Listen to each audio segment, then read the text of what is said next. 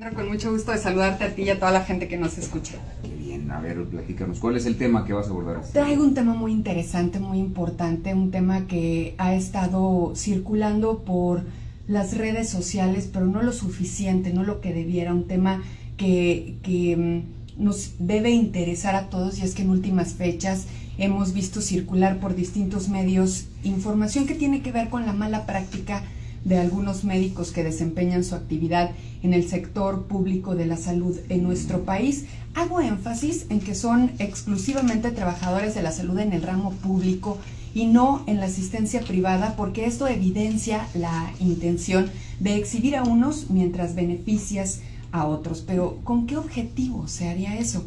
Para ahondar en lo anterior, debemos saber que actualmente existe un interés por modificar el artículo 4 de la Constitución y la Ley General de Salud con el fin de crear un sistema único en el que se homologuen instituciones como el IMSS o el ISSSTE con el Seguro Popular, lo que significaría una reducción en las prestaciones de atención médica y seguridad social para alrededor de 800,000 personas y sus familias. Es importante también decir que son personas que aportan y que trabajan todos los días para tener un sistema de salud óptimo que les garantice ser atendidos en cualquier enfermedad, y hoy está en incertidumbre ese sentir. Con la unificación de las instituciones de salud pudiéramos pensar que la atención médica se verá fortalecida, y esto puede ser cierto siempre y cuando el padecimiento que presente el paciente se encuentre dentro de una acotada lista que contempla la reforma, pues ya no se atenderán de manera gratuita enfermedades crónicas como la diabetes, el cáncer, padecimientos que requieran diálisis, hipertensión arterial, etc.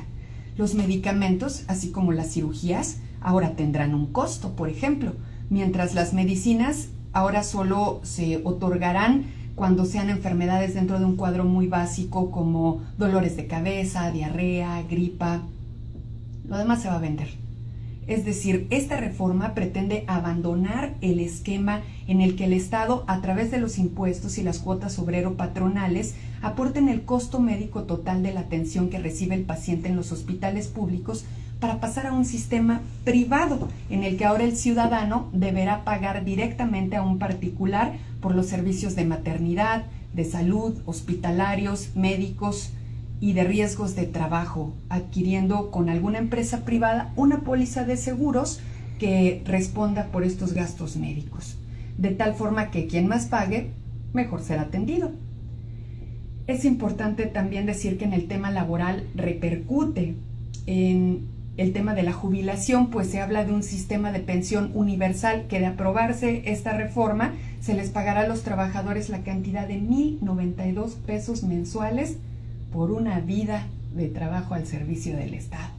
Para quien tiene los recursos económicos para pagar consultas médicas privadas, o al menos sea inmune de enfermedades crónicas que terminan despojándolo a uno del patrimonio familiar con los pagos a hospitales, la reforma no debería importarle mucho. Ahora, que si usted que me escucha es de las personas que trabaja 8 horas diarias o a veces más para llevar el sustento a su casa todos los días, o es derechohabiente de estos sistemas, o no tiene asistencia médica, o trabaja en el ramo médico, esto debería de interesarle y mucho. Se lo digo porque en este proyecto de ley citado claramente se están plasmando políticas que urgen de la atención del pueblo mexicano. No se distraigan en las redes sociales maldiciendo doctores por sus prácticas clínicas, creyendo que ellos son la causa de las deficiencias del actual sistema de salud, que ha sido saqueado sistemáticamente desde que existe y que aún así cuenta con una de las más completas prestaciones de servicios de salud y de seguridad social en América Latina.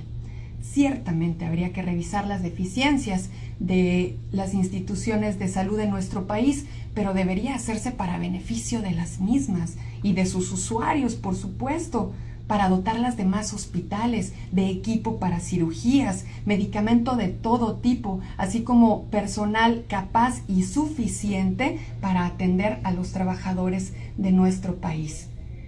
México quiere ver reformas donde se modifiquen el fondo de pensiones vitalicias a los expresidentes de la República y a los magistrados federales, que se les asignen sueldos de profesionistas a los legisladores del país, siempre y cuando lo sean, claro. Y bueno, también nos gustaría tener, por supuesto, leyes incluyentes, donde los sectores de la sociedad tengamos las mismas oportunidades de crecer en nuestra calidad de vida, nunca de verla disminuida. Analice, comparta, comente, platique, difunda esta información y de esta forma participe de manera consciente en los destinos de este país. Este es mi comentario, Alejandro. Muy interesante, bastante interesante.